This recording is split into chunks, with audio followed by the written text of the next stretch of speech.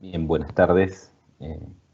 Ante todo, quisiera agradecer la oportunidad que me brinda Responsabilidad Integral, Ana María y Javier, respecto a poder compartir la experiencia en la cual que tenemos en el desarrollo de la guía respuesta en caso de emergencias. Ana María ya me ha presentado y bueno, voy a dar algunos datos más respecto a cuál es la tarea que nosotros realizamos, ¿sí? Principalmente, mi nombre es Diego Botelli, yo soy el director del Centro de Información Química para Emergencias. Como bien decía Ana María, es el símil en Colombia, el CISPROQUIM. Básicamente, la función que nosotros hacemos aquí en Argentina es asistir a todos los servicios de emergencia respecto al manejo de productos químicos durante un incidente. Y en este caso, somos parte del grupo de desarrollo de la guía respuesta en caso de emergencia, y somos responsables de lo que refiere a la edición en español de la GRE, ya que básicamente, técnicamente somos los que validamos toda la información en español. Aprovecho esta oportunidad para solicitar cualquier comentario que ustedes tengan respecto de la guía, mejoras. Nosotros, si bien ahora estamos publicando la versión 2020, ya inmediatamente vamos a comenzar a trabajar en la versión 2024 de la guía. Así que ahí en pantalla podrán ver un correo, una dirección electrónica donde pueden enviar sus comentarios, sugerencias o cualquier aporte que quieran realizar o que crean que la guía debería contener, ¿sí? Básicamente, la GRE es desarrollada por 4 organizaciones. Esto es el Ministerio de Transporte de Canadá, a través de su centro de emergencias en el transporte conocido como Canotec. El Departamento de Transporte de los Estados Unidos, con las siglas de OT, que es bastante popular en Sudamérica. La Secretaría de Comunicaciones y Transporte de México. Y, como les había comentado anteriormente, SIQUIME de Argentina. Somos el componente de Latinoamérica que estamos en el grupo de desarrollo de la guía. Básicamente el objetivo de esta presentación es explicarles cómo es el proceso de actualización de la guía. Seguramente muchas de las personas que están asistiendo a este webinar saben usar la guía o la han utilizado o han recibido capacitación. No los voy a aburrir en qué significan cada una de las secciones de la guía, ni qué información hay en cuál esta página, sino más bien cómo se obtiene y cuál es el alcance de la información que está dentro de la guía, porque siempre es muy importante saber a qué está destinada esta guía, ¿no? Básicamente, el propósito de esta guía es que sea utilizada por los servicios de emergencia en la primera respuesta. Sí, es importante definir cuál es la primera respuesta. Es en el momento en el cual arriba un servicio de emergencia a un incidente y logra identificar el producto y solicita la asistencia especializada, ¿sí? Bajo ningún concepto nosotros tratamos de que esta guía sea la única fuente de información durante todo el manejo de una emergencia, porque, como van a ver más adelante, no contiene propiedades físicas y químicas de las sustancias y no contiene mucha información específica, sino más bien que las guías de emergencia, las páginas naranjas, son informaciones generales sobre cada uno de los materiales, y entonces es una primera respuesta. Le va a servir al servicio de respuesta para, cuando llega al lugar, tomar las primeras medidas en forma adecuada.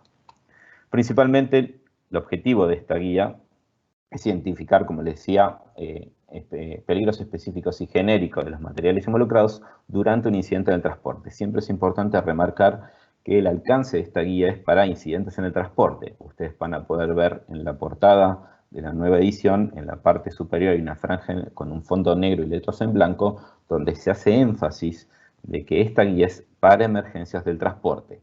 Si bien a veces se la ha utilizado en incidentes en instalaciones fijas o en diferentes locaciones, las distancias y todas las medidas de precaución están pensadas para eventos que involucren vehículos transportando mercancías peligrosas y obviamente sus cantidades, ¿sí? Muchas veces las distancias de evacuación para grandes derrames pueden estar simuladas para derrames de 30 a 60.000 litros de un producto, con lo cual básicamente hay que tener muy en cuenta eso, que a veces uno tiene un pequeño derrame y las distancias puede tener distancias muy exageradas en lo que respecta a la situación que uno está enfrentando.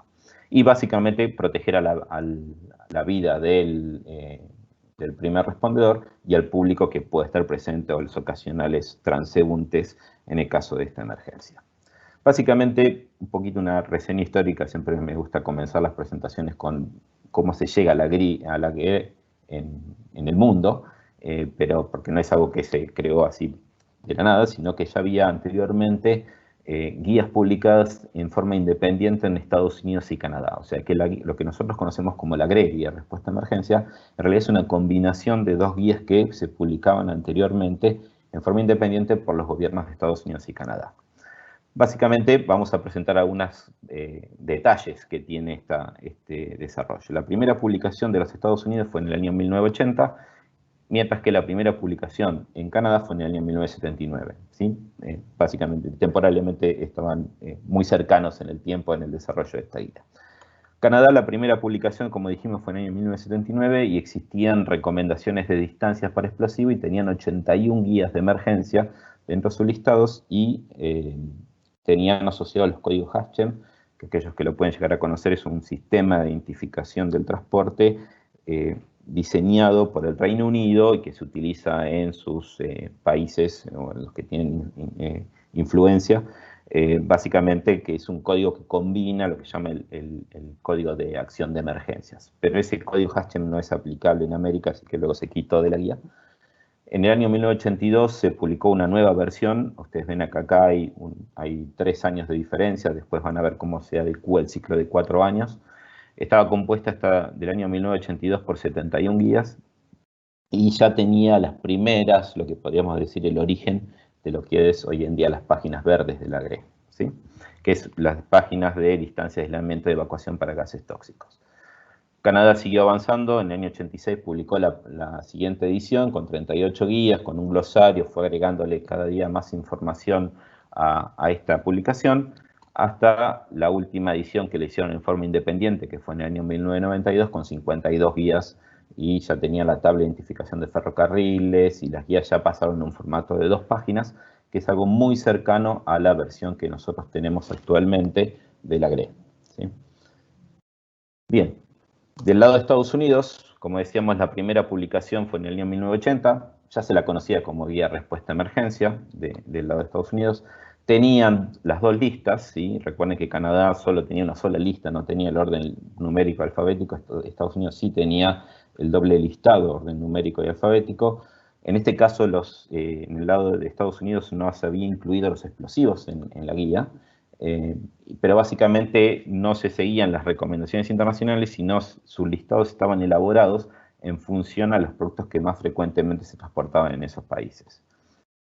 Contaba con 52 guías, 56 guías, identificadas con 2 dígitos, en nombre secuencial, y luego hubo nuevas publicaciones en 84, 87, 90 y 93. ¿Sí? Ellos tenían una secuencia de actualización de 3 años, en este caso, donde ya a partir del año 93 se decidió en forma conjunta entre Estados Unidos y Canadá realizar la primera guía que se conoció como la Guía Norteamericana de Respuesta a Emergencias, en la cual se incluyó a México en el desarrollo y fue la que llamamos la primera GRE de todas las que hoy en día tenemos, ¿sí? A partir de este momento, a partir del año 96, ya se publicaba oficialmente cada 4 años y se hace en forma simultánea en los 3 idiomas, inglés, francés y español. En el año 98, Siquirres fue convocado para participar en el grupo de desarrollo de la GRE, y una de las propuestas que se trabajó es quitarle, dentro del nombre que antes se conocíamos y veíamos la presentación anterior, decía Guía Norteamericana. ¿Qué pasaba? Al entrar un organismo por fuera de Norteamérica y que la guía se iba a distribuir en todo el continente, no era lógico que se llamara Guía Norteamericana, con lo cual se quitó esa palabra de su título y ahora se la conoce como Guía Respuesta a Emergencia y el año en el cual se publica. Recuerden que siempre es cada 4 años que se va actualizando. Esta guía actualmente se ha traducido en más de 20 idiomas y se publica en diversos países alrededor del mundo. Uno todo el tiempo va recibiendo versiones de la GRE en diferentes idiomas, en diferentes portadas, como ustedes pueden ver hoy en día en pantalla. Siempre nos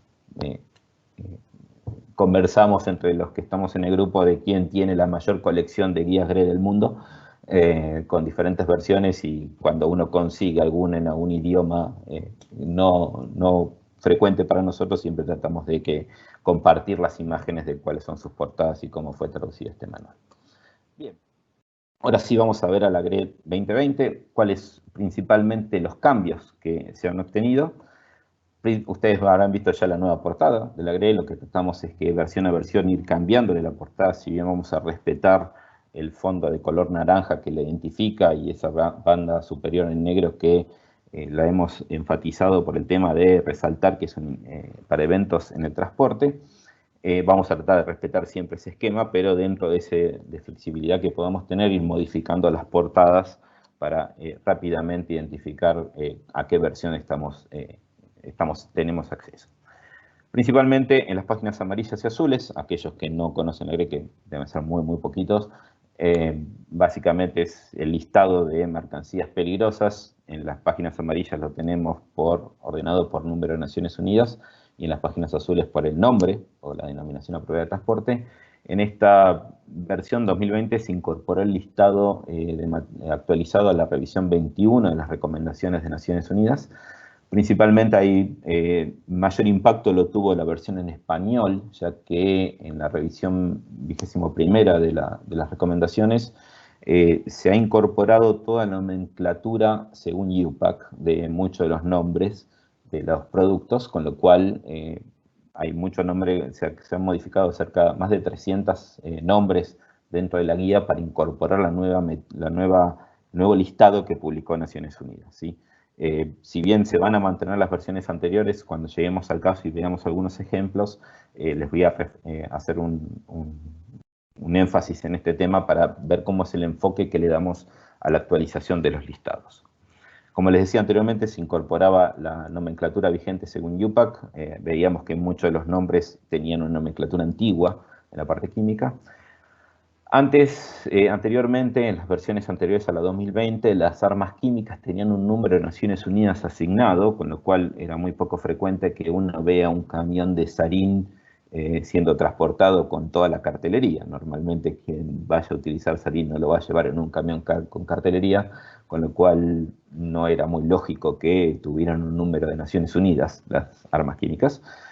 Con lo cual ahora van a aparecer al comienzo de las páginas amarillas, ya que no tienen número. Después vamos a ver una imagen de ese listado. Y obviamente en las páginas azules estarán en función al nombre en su ubicación dentro del alfabeto. Hay 13 materiales a los cuales se le ha incorporado la letra P de peligro de polimerización. Dentro del enfoque que le hemos realizado en la revisión 2020 de la guía y que se va a continuar para la 2024, se está revisando material por material de la guía y viendo la bibliografía y todos los datos que tenemos de cómo se comportan esos materiales en un evento, en una emergencia, para reflejar el verdadero peligro, ¿sí? Siempre hay que aclarar que cuando en la guía se indica la letra P, que refiere a un peligro de polimerización, este es únicamente en una situación de una emergencia en el transporte, ¿sí? Muchas veces hemos recibido comentarios diciendo, bueno, tal o cual material debería tener una letra P porque es polimerizable, pero bueno, esa polimerización por ahí únicamente ocurre en un laboratorio con ciertas condiciones, con un catalizador, etcétera, que es poco frecuente que suceda en una emergencia en el transporte, con lo cual la letra P no amerita que sea incluida en la guía. Pero sí se va revisando eventos que han tenido diferentes productos que pudo haber habido una polimerización, entonces se va alertando sobre el peligro de estos materiales y después vamos a ver algunos ejemplos más en concreto. Básicamente las páginas naranjas, estas son generalidades, después vamos a ir viendo cada uno de los cambios, cómo va a estar reflejado en la guía y cómo se obtuvo esa información. Hay una nueva introducción en las páginas naranjas de cómo usar las páginas naranjas. Lo que tratamos, ustedes verán en la imagen de la portada que hay diferentes secciones de colores al inicio de cada una de las secciones, o sea, al inicio de las páginas blancas, de las amarillas, azules, y naranjas y verdes, siempre van a encontrar el cómo usar esa sección, ¿sí? Eso es una mejora que le hemos incorporado para que cualquier persona que tenga acceso, que esté utilizando la guía y necesite refrescar cómo se utiliza, siempre la primera página de cada una de esas secciones es el cómo usar esa sección, ¿sí? Hay una revisión integral de las guías de emergencia. Para esto, la National Fire Academy de Estados Unidos, o sea, la Academia Nacional de Incendios de Estados Unidos, integró un grupo de trabajo de diferentes bomberos y personal especializado en materiales peligrosos para encargarnos en la revisión integral de todas las frases que están, de todas las guías, ¿sí? Sinceramente, no hemos llegado a revisar todas, solo se he revisado unas 40 guías aproximadamente, todavía tenemos un grupo de guías que hay que revisar para el 2024. No llegamos por los tiempos y por los intercambios de opiniones que había con los servicios de emergencia respecto a tal o cual aplicación de un agente extintor o un elemento de protección personal. Pero bueno, esto es un proceso dinámico que todo el tiempo para cada una de las revisiones vamos actualizando estas guías. Con lo cual reitero lo que había dicho al comienzo de mi presentación. Si alguno de ustedes tiene un aporte, tienen algún comentario al respecto, que tal guía debería ser mejor utilizar X elemento de protección personal o sería mejor tal o cual elemento de extinción, nos pueden escribir. Ese comentario será tratado por el grupo y les prometemos dar una respuesta si fue aceptado o cuál es la justificación que tenemos al respecto. Hay varias frases que las vamos a ir viendo que refieren a los peligros de los gases, por ejemplo, gases químicamente inestables, llamas invisibles, se han incorporado. Aquellos que han manejado el manual, la guía, perdón, habrán visto que hay ciertas, nosotros llamamos frases de precaución, que tiene cada una de las guías en las páginas naranjas, donde dice, en caso de que sea una emergencia con GLP, tenga cuidado con tal situación. Si bien dijimos que eran guías generales para un grupo de materiales, tratamos para aquellos materiales más frecuentes dar pautas más específicas respecto a los peligros que pueda tener o cómo manejar una emergencia con ese material. Las páginas verdes es un gran desafío para nosotros seguir trabajando en esta sección. Básicamente, al comienzo de la tabla número 3, que después les voy a explicar por si alguno no está familiarizado con las 3 tablas que tiene la guía, hay una información de cuáles son las capacidades de los contenedores. Esto es un comentario que nos llegó porque muchas veces decíamos un tanque de agricultura, que es algo muy frecuente en los Estados Unidos, pero en Sudamérica no sabemos cuál es la capacidad de un tanque de agricultura. Entonces se acordó poner una tabla con las capacidades que puedan tener esos tanques para uno poder estimar si tiene un escape de amoníaco y es similar a un tanque de agricultura para ver cuáles son las distancias, ¿sí? Hay un trabajo muy intenso respecto a la revisión de las distancias para la zona de aislamiento inicial y acción protectora. Estas son las famosas tablas 1, 2 y 3 de la guía.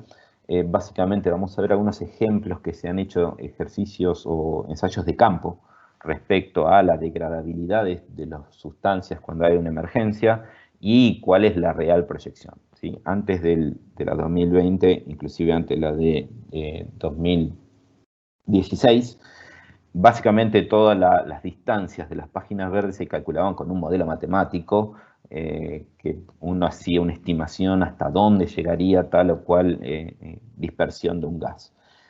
Ahora estamos ya llevando eso al campo, se están haciendo pruebas de campo, se están haciendo liberaciones controladas de los gases más frecuentes como cloro, amoníaco, dióxido de azufre, etc. Y se está midiendo en campo cuánto es el alcance que tienen esos gases para justamente validar estos modelos matemáticos si realmente están dando una distancia adecuada o están en exceso o están en defecto, o sea, tienen menor distancia indicada. Las 3 tablas actualmente van a llevar una diferenciación, lo vamos a ver en una imagen para que esto facilite la búsqueda dentro de las páginas verdes. Si bien cada una tiene un alcance distinto para situaciones distintas, tratamos de que tenga una diferenciación visual. Eso también fue un comentario que se recibió y que es bienvenido para la mejora en el uso de la guía. Básicamente, como les comentaba, tenemos un grupo de desarrollo integrado por Canutec en Canadá, DOT en Estados Unidos, es Secretaría de Comunicación y Transporte de México en México, y SICIM en Argentina, pero un poco el proceso de la guía 2020 fue en marzo del año 2017, recuerden que el anterior fue el 2016, como les decía anteriormente, al año siguiente de la publicación ya nos ponemos a trabajar en la siguiente guía. Hubo una primera teleconferencia entre todos los organismos para determinar el plan de trabajo. Luego se hizo una reunión presencial del grupo de trabajo en Washington DC, en la sede del DOT, en junio de 2017. Y a partir de ahí tenemos reuniones por teleconferencia al mes, una vez al mes nos juntamos y vamos viendo la evolución de cada uno de los puntos que tenemos para la nueva versión, ¿sí? Básicamente es a partir de comentarios que hacemos a los usuarios de la guía, principalmente en conferencias, como en Estados Unidos hay varias conferencias relacionadas con materiales peligrosos a los cuales el DOT concurre y le pide a los servicios de emergencia que le digan cuáles son los cambios que debería tener la guía para la próxima revisión, si hay algo que esté mal o algo que crean que se puede mejorar, con mucho gusto lo podemos tratar. Y es muy frecuente que dentro de los sitios web de los organismos, como decíamos DOT, Canutec, ST y CITIM Argentina, haya un formulario para que diga, bueno, usted tiene un comentario de la guía, por favor envíenos y con gusto lo tratamos. Para el proceso de actualización de la 2020 se recibieron 194 comentarios en total. Algunos son un poco recurrentes, son comentarios que cada ciclo de revisión aparecen y vuelven a aparecer. Uno de los más frecuentes es ¿por qué no incluimos el diamante NFPA en la GRE? Básicamente porque no es una etiqueta, un sistema de información para el transporte. Y recuerden que esta guía está destinada al transporte. El diamante NFPA o el rombo NFPA es más que nada fue diseñado para instalaciones fijas, por eso no va a estar incluido en la GRE. Quieren enviarnos su comentario, le vamos a responder que no va a estar incluido porque es una decisión que ya se ha tomado al respecto. 100 de estos 194 fueron incorporados, ¿sí? a la versión 2020 de la guía. Para esto, las personas que integramos el grupo de trabajo nos dividimos en diferentes grupos de trabajo para no tener que todos escuchar las discusiones técnicas de todos los comentarios que se reciben, sino tenemos uno de cada una de las secciones de la guía. O sea, vamos a ver, hay un grupo de trabajo para las páginas amarillas y azules, hay un grupo de trabajo para las páginas naranjas, un grupo de trabajo para las páginas verdes, hay un grupo de trabajo para las partes gráficos, etcétera, que después se los voy a mostrar cada uno de ellos. Pero estos 194 comentarios fueron distribuidos en los diferentes grupos de trabajo y para que uno de esos comentarios sea incorporado dentro de la guía, tiene que haber un consenso entre las 4 organizaciones. O sea, 4 organismos tienen que estar de acuerdo en que eso se incorpore. Si alguno de los 4 dice que no, ese comentario pasa al siguiente ciclo de revisión o se le pide al solicitante de comentario nueva información, si hay algo que por el cual ese organismo haya dicho que creía que no era acorde a o que no aplicaba ese comentario. Bien, básicamente como les comentaba anteriormente, estos son los grupos de trabajo, ¿sí? Hay un grupo de trabajo encargado del listado de mercancías peligrosas, la actualización, y es muy importante como vamos a ver en breve cuando empecemos a analizar cada uno de ellos, los cambios e incorporaciones que va teniendo la guía de los nuevos números de Naciones Unidas o los cambios en sus nombres, siempre una decisión que se ha adoptado es que se va a mantener lo que nosotros llamamos la regla de los 10 años. ¿Sí? Si bien hoy en día un número de ONU pudo haber desaparecido en la versión 2021, en la revisión 21 de las recomendaciones de Naciones Unidas, se va a mantener por 10 años en la GRE. ¿Sí? Esto es porque obviamente no todos los países actualizan su normativa en la misma frecuencia y puede quedar algún contenedor o algún recipiente, perdón, con ese número de identificación que puede ser encontrado después de la publicación de la guía. Entonces siempre la política es durante 10 años esa guía, ese número va a permanecer en el lugar. Dijimos teníamos para las páginas naranjas, verdes, blancas y el grupo de gráficos y publicación, y uno de los más importantes es el grupo de análisis químico y polimerización. Como les decía, estamos revisando uno por uno los materiales que están enunciados en la GRE y analizándolos químicamente, si es correcto el peligro que se indica, si hay peligro de polimerización, hay peligro de descomposición, etc. Hay varios proyectos que les voy a ir comentando un poquito más adelante respecto a la próxima versión, que es la 2024. Uno de los grandes avances que ha tenido la GRE, y esperemos que lo puedan disfrutar, es que todas las páginas blancas se redactaron en lenguaje claro, ¿sí? Esto es un movimiento que hay en el mundo respecto a hacer el lenguaje mucho más simple, más entendible por cualquier persona que vaya a leer la guía. Y para esta presentación les puse la misma guía del usuario del 2016 a la guía del usuario del 2020. Como ustedes podrán visualmente, no es por ahí, la letra queda muy pequeña y uno no puede leer específicamente todo lo que dice cada una de las guías, pero al menos visualmente es mucho más claro, más simple leer la guía del usuario del 2020 que la del 2016. Así que ustedes van a encontrar en la GRE 2020 todas las páginas blancas escritas en lenguaje claro, ¿sí? En lenguaje claro lo que hacemos es asegurarnos de quien lee la guía entienda lo que nosotros queremos comunicar. También se han mejorado los gráficos, ¿sí? Esta fue una de las grandes críticas que habíamos tenido respecto a que los gráficos de la tabla de remolques y carros de ferrocarril respecto al no eran buenas, no tenían buena calidad. Aquí vemos en el margen izquierdo la imagen de un carro tanque presurizado de la 2016 contra la imagen del carro tanque presurizado de la 2020. Claramente la definición se han vuelto a dibujar todas las siluetas, con lo cual esperamos que esta parte tenga una muy buena calidad cuando ustedes la puedan obtener, tanto en formato electrónico como en formato en papel. Se ha incorporado una nueva etiqueta de baterías de ion litio a la tabla de etiquetas y placas y carteles. Básicamente esto es una incorporación a través de las recomendaciones de Naciones Unidas. Si bien esta recomendación había entrado en la revisión 19 de las recomendaciones de la ONU, nosotros, como los países todavía no lo habían reglamentado y todavía no era obligatorio su uso, ya Estados Unidos, Canadá, México ya lo han reglamentado, con lo cual se decidió la incorporación de esta señal a la tabla en las páginas donde están todas las etiquetas, en la tabla de carteles y placas y etiquetas. Básicamente ustedes van a ver ahí que hay dos guías asignadas, una para baterías de metal litio y otras para baterías de ion litio, ¿sí? Uno puede encontrar en la vía pública o en una emergencia un contenedor con la misma etiqueta. Lo que tendría que ver es cuál es el número de ONU que tiene esa etiqueta. Si es el 3090 o 3091, debería usar la guía 138. Si es el 3480 o 3481, la guía 147. ¿Sí? Esa es la única diferenciación que hoy en día tenemos respecto a la mejora que ha tenido. Hay una nueva sección de descontaminación, que era algo que teníamos pendiente en el desarrollo, que ya la incorporamos. Es una guía para la primera respuesta, pero por ahí puede hacerse algún proceso de descontaminación de víctimas en forma rápida. Esto es algo nuevo que se ha incorporado, que es la rotura inducida por calor y cómo diferenciarla de una explosión por expansión de un líquido en ebullición, la bleve. Básicamente hay pautas de cómo diferenciar lo que es una bleve de lo que es una rotura inducida por calor, que si bien son fenómenos que uno parecería que son iguales, pero no son iguales, tienen comportamientos distintos.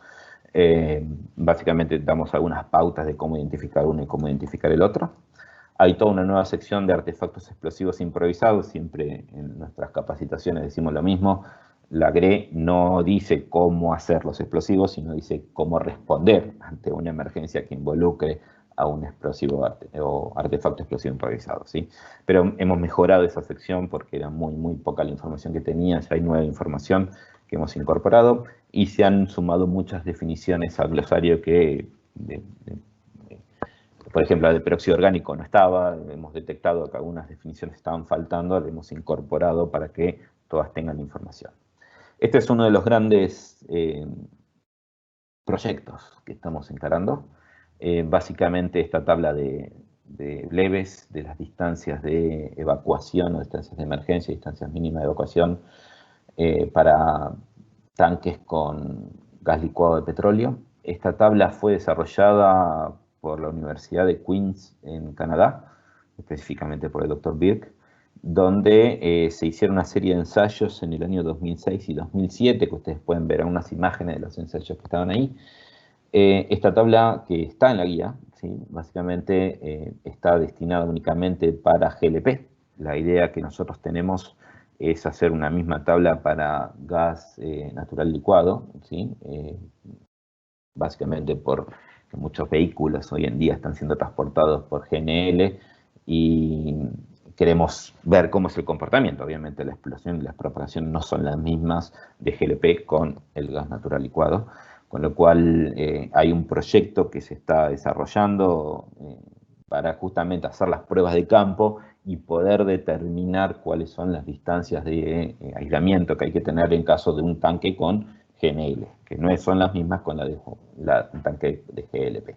Y a su vez, otro de los proyectos que se está trabajando es actualizar esta tabla. Esta tabla, como bien ustedes ven ahí en pantalla, fue desarrollada con datos del 2006-2007, es decir, con la forma en la cual se construían los contenedores en esa época. ¿Sí? Uno habla como si fuera mucho, pero la verdad que 10 años, bueno, no llegan a ser, sí, son 10 años, perdón, son bastantes en la industria, donde los vehículos han mejorado, sus formas de aislamiento han mejorado, y es muy probablemente que esas distancias ya sean demasiado grandes para lo que son hoy en día los vehículos que están transportando estos GLP, ¿sí? Así que hay un proyecto justamente actualizar esto, validar si con las configuraciones de los vehículos de hoy en día estas distancias siguen siendo válidas, ¿sí? Ese es otro de los proyectos que estamos trabajando. Veamos algunas cuestiones que tienen las páginas amarillas, que algo se los adelanté al comienzo. Como les había dicho, las páginas amarillas tienen listado de materiales peligrosos ordenados por su número de identificación. Nosotros le pusimos número de identificación NIP, van a encontrar muchísimos acrónimos en el desarrollo de la guía, pero básicamente, ¿por qué no le decimos número de ONU? Porque justamente hay números que no son números de ONU, pero que sí están en la guía, porque son números que fueron asignados por el Departamento de Transporte de Estados Unidos para su territorio. Entonces decidimos identificarlos como número de identificación, para no decir que todo lo que uno ve ahí es número de ONU, sino que puede haber algunos números que no son número de ONU, pero que sí lo puede encontrar en un contenedor, etc. Básicamente son los productos o los números 8000 o 9000, que cada vez hay menos en la guía, pero siguen estando. Entonces, para no confundir a la gente, decidimos poner el número de identificación de peligro. Como les decía anteriormente, la GRE incorpora la revisión 21ª de las recomendaciones de Naciones Unidas, y básicamente el gran cambio que tiene esta recomendación y que impacta a la versión en español, principalmente porque esto no ha sucedido con las otras versiones, las versiones en inglés y francés ya habían cambiado a nomenclatura IUPAC, es la forma en la cual mencionamos a las sustancias químicas, ¿sí? Ustedes ahí ven en pantalla un ejemplo donde el número de ONU 1825, anteriormente en las versiones 2016 y para atrás, lo llamamos el monóxido sódico, que es la forma antigua en la cual decíamos el nombre de ese producto, y el nombre técnico correcto por la Unión Internacional de Química Pura y Aplicada, por IUPAC, es monóxido de sodio. Entonces, van a convivir estos dos nombres durante 10 años en la GRE. ¿Sí? Se aplica la regla de los 10 años, y recién para la versión 2032, ¿sí? Va a ser el cambio, o va a desaparecer el monóxido sódico de la guía. Mientras tanto, va a seguir coexistiendo los dos nombres que nosotros tenemos para el producto.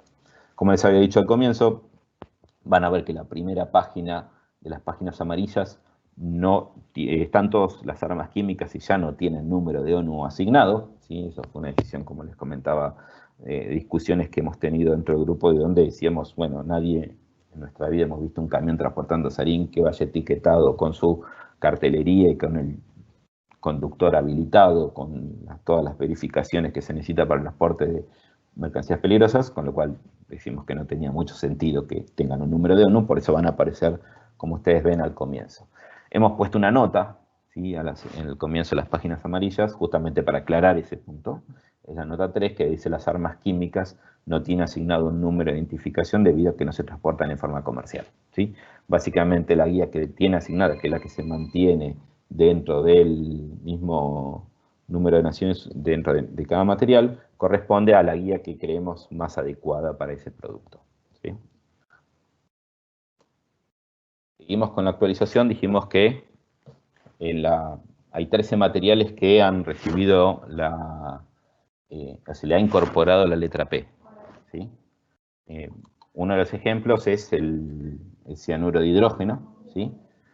Que antes, ustedes van a ver en la guía 2016, no tiene la letra P asignada, y en el caso de la guía la 2020, sí tiene la guía 117P. Recuerden que la letra P corresponde a el peligro de polimerización del producto, ¿sí? Básicamente esto fue a partir de diferentes incidentes que han involucrado el cianuro de hidrógeno, donde se ha identificado un proceso de polimerización, y con lo cual la evidencia que nosotros contamos era suficiente para asignar la letra P al producto.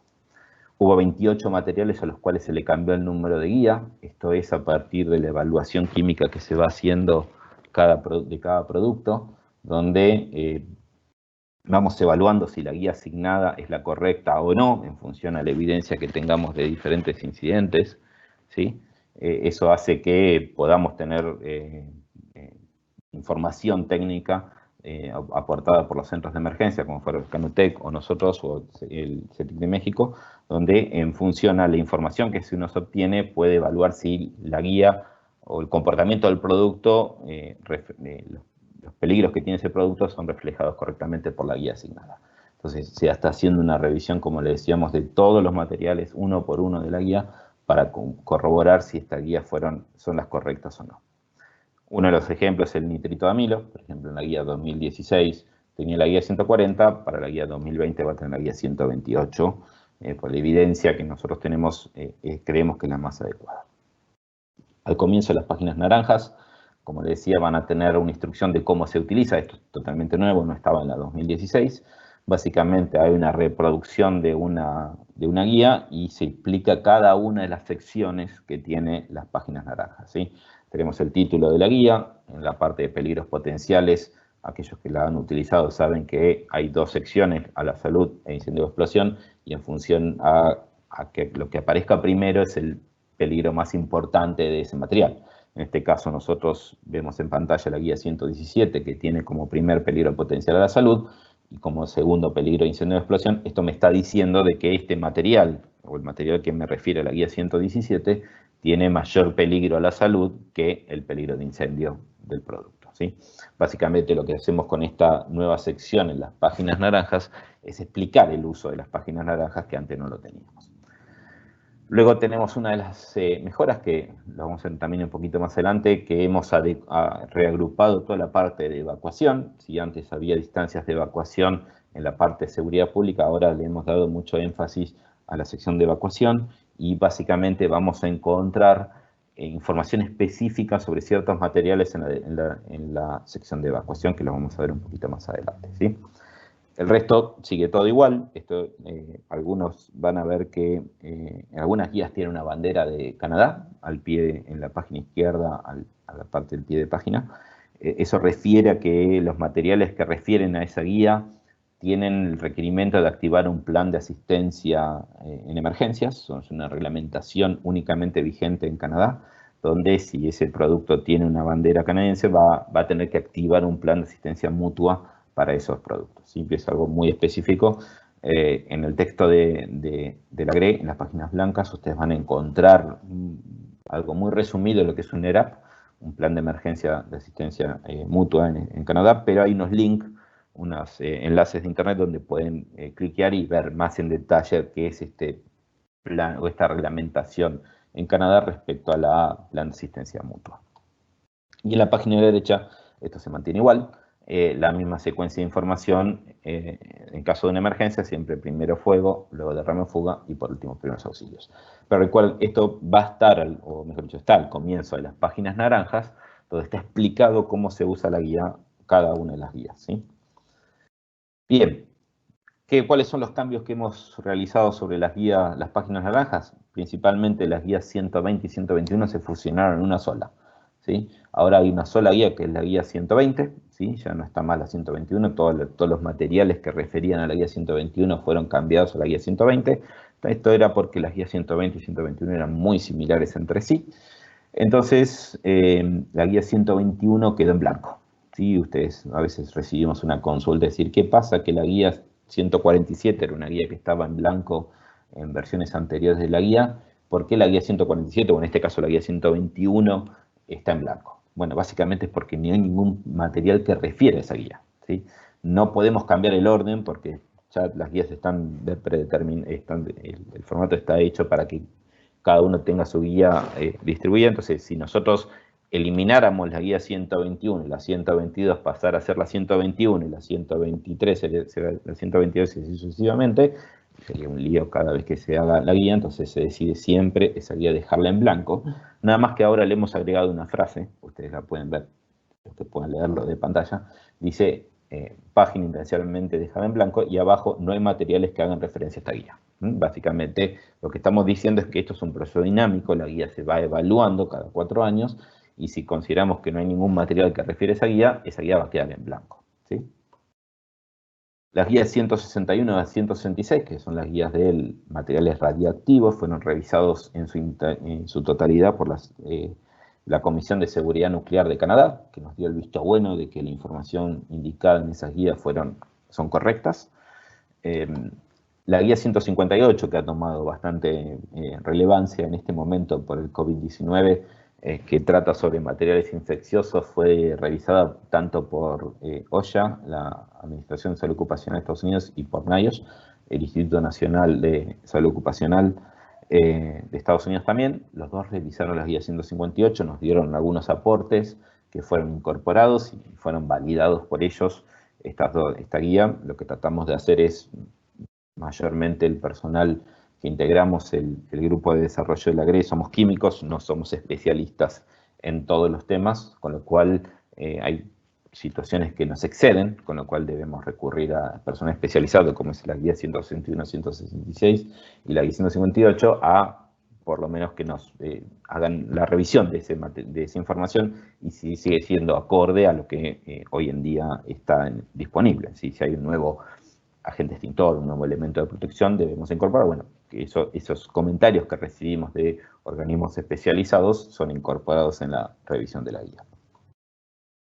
Como les decía anteriormente, hemos reorganizado la sección de evacuación, ¿sí? Antes, ustedes van a ver ahí la imagen de la guía 140, donde justo debajo de evacuación hay una nueva parte que se llama acción inmediata de precaución. Esa frase antes estaba en la sección de seguridad pública, justo debajo donde dice llame al 911 y luego llame a los teléfonos de emergencia. Bueno, debajo de esa frase siempre estaba como acción inmediata de precaución.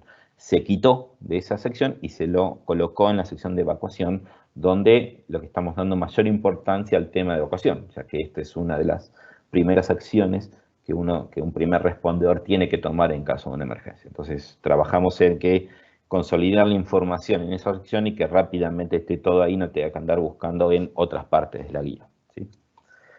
Hay guías que van a tener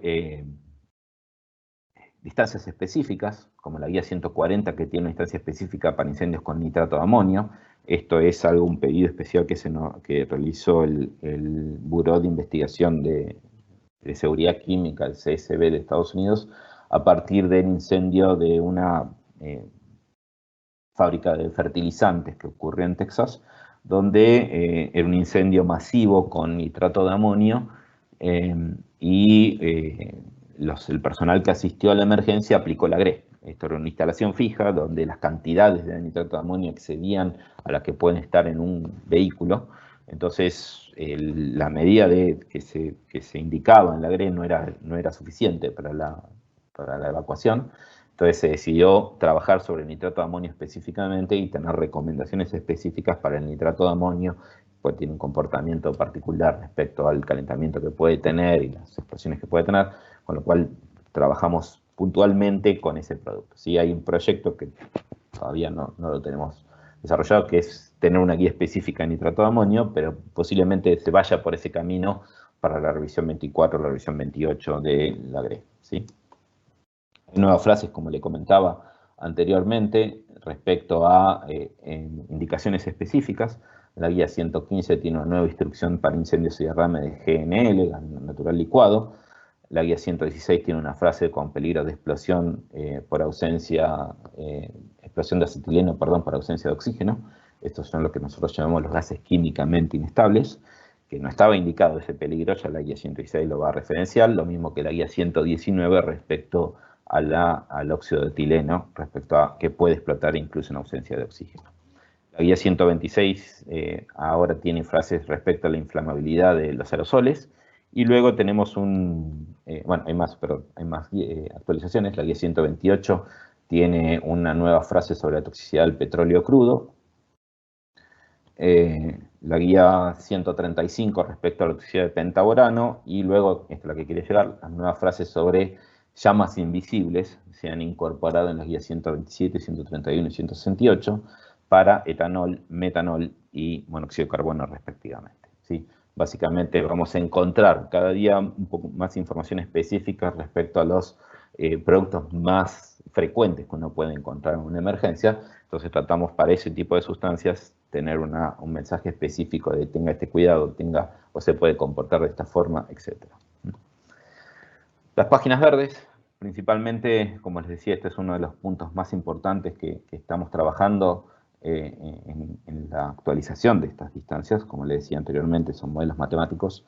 En breve vamos a ver algunos ejemplos de los ensayos que se están realizando. Pero una de las mejoras que se recibió o que se implementó a partir de un comentario que recibimos es una diferenciación visual entre las tres tablas, ¿sí? Tenemos tres tablas en una misma sección de páginas verdes, con lo cual a veces una persona podría perder si estoy en la tabla 1, estoy en la tabla 2 o en la tabla 3. Ahora cada tabla va a estar identificada con una sección en blanco en el borde, como ustedes ven ahí en pantalla.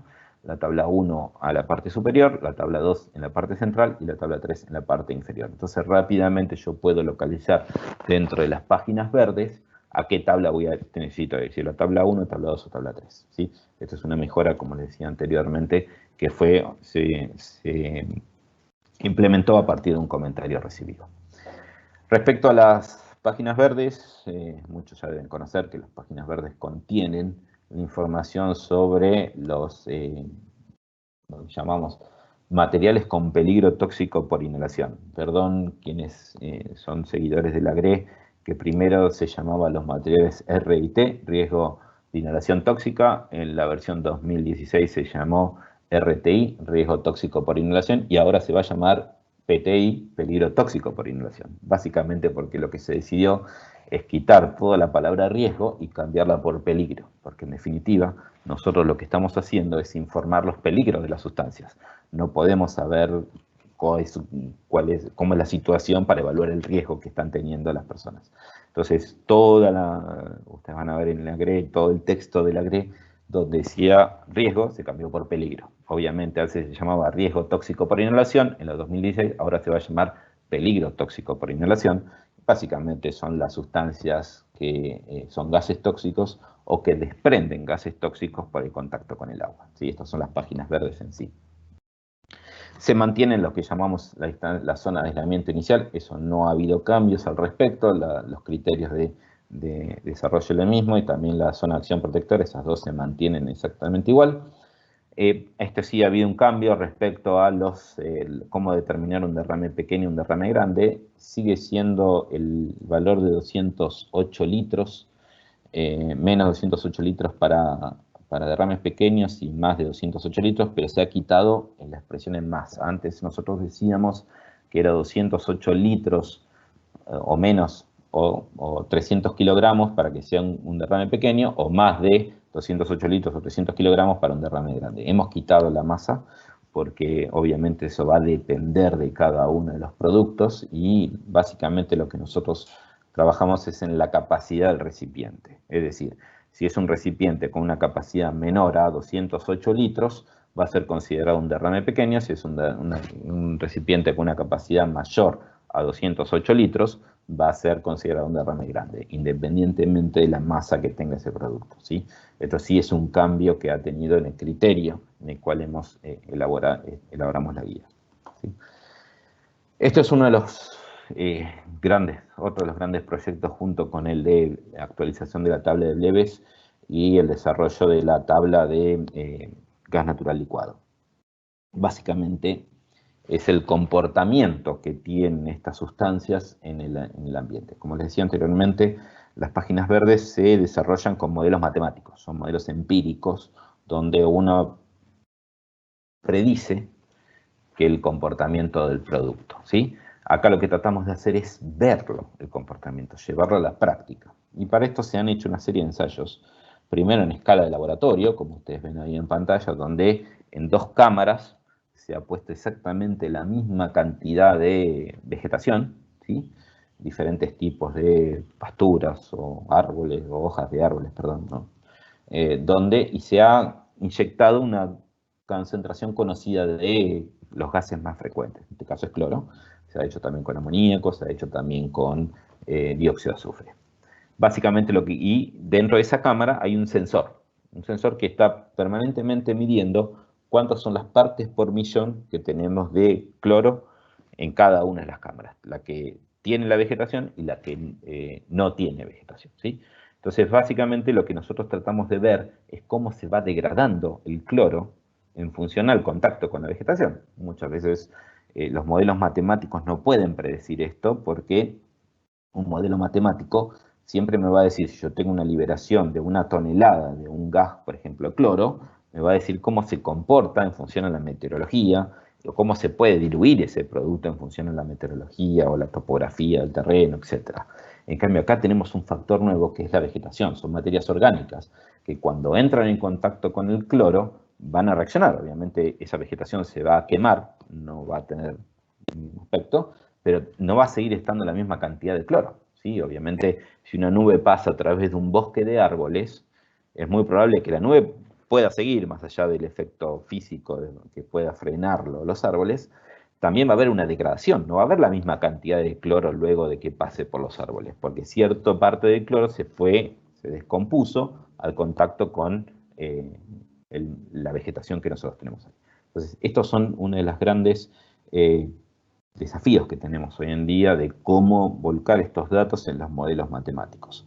Ahí en la parte de derecha ustedes ven un gráfico donde ven la concentración de partes por millón, o en este caso la fracción, ¿sí?, de cloro que hay en cada una de las cámaras, ¿sí? La cámara de la izquierda es la que tiene en este caso la imagen no es muy clara que digamos, pero hay otra cámara más que no tiene vegetación, pero hay una cámara, la que no tiene vegetación, ustedes van a ver la línea superior, que es prácticamente horizontal, ¿sí? En cambio, la línea que tiene la vegetación, ven cómo va perdiendo la cantidad de cloro que hay dentro de la misma cámara, ¿sí? Nosotros, lo que se ha previsto, lo que se ha demostrado con datos, estos ensayos de laboratorio, es que en 30 minutos solo queda entre el 5 y el 10% de cloro que había en el aire. ¿Sí? Se va degradando la materia orgánica de la vegetación y a su vez hay menos cloro también en el aire. Entonces, básicamente sería como una forma de que eso va a afectar a la emisión o el comportamiento de la pluma, ¿sí? Este sería uno de las variables que se está trabajando para poder incorporar en los modelos matemáticos. Y la segunda son las pruebas de campo, ¿sí? Los ensayos de campo que se realizaron. El proyecto se denomina Jackrabbit, uno puede googlear o buscar Jackrabbit en internet y están los videos y todas las demostraciones que se han hecho. Se han hecho simulaciones o liberaciones controladas de cloro, amoníaco y dióxido de azufre en forma con un terreno simple, es decir, sin ninguna edificación, o en este caso vemos contenedores que simulaban edificaciones, obstrucciones, vehículos, etcétera, para ver cómo se comporta el cloro en el movimiento de en esas situaciones. ¿Sí? Esto es un documento público, ustedes lo pueden buscar, hay videos que se pueden descargar y se pueden utilizar en capacitaciones, pero básicamente son ensayos. Lo que tratamos de hacer es contrastar lo que nos dice el modelo matemático, lo que nos dice la teoría, con lo que realmente sucede. Lamentablemente no tenemos la capacidad de que y Dios quiera que no suceda, si hay un escape de cloro masivo, ir al lugar y empezar a medir. Realmente uno está más preocupado de cuidar la salud de las personas y proteger y disminuir el impacto de esa emergencia, pero en este caso son liberaciones controladas que se hicieron respetando condiciones climáticas, respetando condiciones de terrenos para tratar de validar lo que nos dicen los modelos matemáticos, ¿sí? Este es el Jackrabbit 2, hubo un Jackrabbit 3, que los datos todavía no están finalizados. Esperamos todos estos datos junto a los datos de reactividad, poder trabajar en la 2024 y mejorar. Pero ya para la 2020 ustedes van a ver que hay una reducción de un 20% en algunas distancias respecto a cloro y algunos otros gases. ¿Sí? Van a ver, comparando las distancias en lo que habíamos en la 2016 con la 2020, van a ver que hay una reducción, justamente por estos fenómenos que ocurren dentro de la degradación de producto o el movimiento en terrenos complejos, como puede ser en este caso la topografía con vehículos o casas, como vemos ahí. Bien, principalmente, como les comentaba, esta es una imagen de la tabla número 3, que es la tabla de materiales para grandes derrames de los 6 gases más comunes. En la página izquierda ustedes van a ver las capacidades, ¿sí? Ahí, como les comentaba al comienzo, por ejemplo, para amoníaco teníamos un tanque de agricultura y muchas veces nos llamaban y decir qué es un tanque de agricultura y qué capacidad tiene. Bueno, ahora en el comienzo de la tabla 3 van a tener cuánto es la capacidad de cada uno de esos tanques, ¿sí? Y bueno, esto es un poco el proceso que nosotros trabajamos de actualización. Principalmente lo que tratamos es, como les decía, al comienzo de cada sección, tener cómo se usa la guía, ¿sí? Para que todos los usuarios tengan una fácil utilización del mismo. Y al comienzo, la página número 1, como ustedes ven ahí en pantalla, van a ver el diagrama de flujo. El diagrama de flujo se mantiene como estaba en el 2016, solo hay unas correcciones respecto a las referencias de las guías, de las páginas, perdón, porque han cambiado unas numeraciones debido al movimiento de texto que se realizan, pero básicamente al comienzo de cada una de las secciones van a decir cómo uso las páginas amarillas, cómo uso las páginas azules, cómo uso las páginas naranjas y cómo uso las páginas verdes, ¿sí? Un pequeño resumen de cómo se utiliza para aquellos que por ahí no están muy familiarizados. Dijimos que las páginas amarillas tenían el listado de materiales, de mercancías peligrosas por su número de identificación. Básicamente este número es el que nosotros encontramos en los vehículos, por ejemplo. Ustedes ven ahí una imagen de Argentina, donde nosotros tenemos una particularidad dentro del Mercosur, que usamos un panel de identificación con un código en la parte superior del número de ONU. No le den importancia a ese número, pero básicamente para el uso de la guía tenemos el número de Naciones Unidas, en este caso veríamos en el vehículo el 1052, yo lo busco en las páginas amarillas, el 1052 refiere a la guía 125 y las guías las tengo en las páginas naranjas. De esa forma, es un rápido repaso para aquel que no conozca el uso de la guía, pero muchos ya lo deben conocer, estimo que la totalidad que están escuchando lo deben conocer, pero es cómo se utiliza, ¿sí? Si yo sé el número del producto, el número de identificación que lo obtengo en los vehículos, voy a las páginas amarillas, lo busco en orden numérico y tengo el número de guía al lado del número. En cambio, si fuera, bueno, después volvemos sobre esto, en cambio, si conociera el nombre, que lo puedo encontrar a veces en los contenedores, en los documentos de transporte, etcétera, directamente lo busco en las páginas azules, que es la que refiere al orden alfabético de las mercancías, ¿sí? Bien. Como les comentaba anteriormente, puede haber en el número de guía, a continuación del número de guía, una letra, la letra que va a aparecer es la letra P. Esto significa que tiene peligro de polimerización. Recuerden que la polimerización es únicamente en situaciones de emergencia en el transporte, no es una polimerización controlada en un laboratorio, porque muchas veces uno puede presumir que tal producto puede polimerizar, pero eso sucede si tiene un catalizador o tiene unas condiciones que en el transporte no se va a dar, un poco frecuente que se dé, ¿sí? Como les comentaba anteriormente, al comienzo de las páginas amarillas y tenemos las armas químicas y los explosivos. Los explosivos ya estaban en la versión 2016, ahora quedaron mezclados con las armas químicas, pero básicamente hay dos guías que refieren a los explosivos. Si yo tengo emergencias con los explosivos división 1.1, 1.2, 1.3, 1.5, voy a la guía 112, y si tengo una emergencia con divisiones 1.4 o 1.6, voy a la guía 114, ¿sí? Eso está indicado en el diagrama de flujo, ¿sí? Claramente al comienzo de ese diagrama de flujo, donde si usted ve una placa o cartel, etiqueta de un explosivo, si la respuesta es sí, ahí es lo que yo les comentaba anteriormente, la indicación de que hay dos guías. Muchas veces nos han solicitado incorporar a los explosivos al listado, pero no los ponemos porque justamente hay dos guías nada más que refieren a esos explosivos, y sería listar más de 500 nombres de materiales, que extendería mucho más la guía, cuando hay nada más que dos guías, y no hay mucho más peligros que eso. Entonces, básicamente el enfoque que le damos en este punto es, si ustedes ven una etiqueta de un explosivo, fíjense la división. Si es 1.1, 1.2, 1.3, 1.5, es guía 112. Si es 1.4, 1.6, es guía 114. ¿Sí? Ese es el enfoque que se le da. No estamos indicando los nombres de los explosivos en la guía. Bien. Básicamente, es el uso de la guía. Como les comentaba, esta es una imagen de cómo va a quedar la guía, o cómo es las páginas naranjas de la GRE 2020.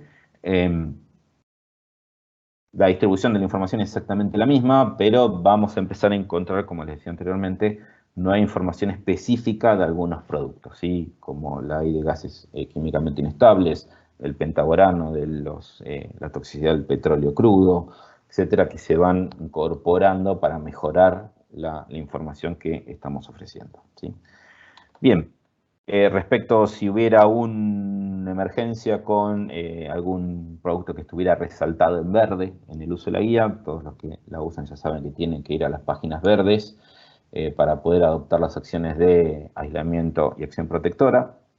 Y básicamente lo que se hizo fue actualizar todas estas distancias en función a el modelo matemático y la información que tenemos. Y hoy en día, como les habíamos visto anteriormente,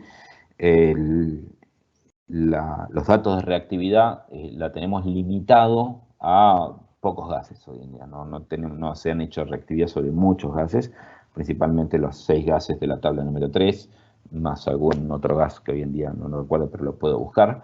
Pero la idea es extenderlo a los más de 170 materiales que tenemos en la tabla número 1, que son los materiales reactivos con el agua, o gases tóxicos, los materiales reactivos con el agua.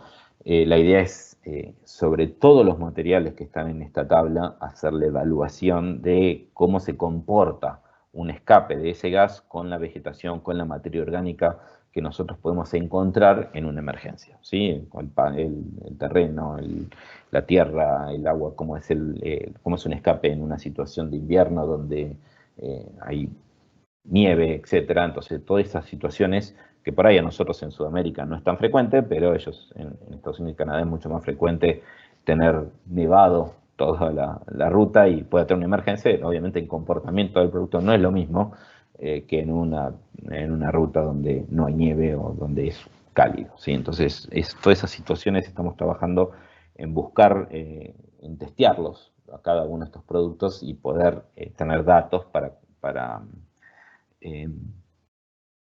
respaldar la información que tiene la guía, ¿sí? Bien, principalmente esos son el proceso que hoy en día tenemos de actualización de la guía. Hay muchos detalles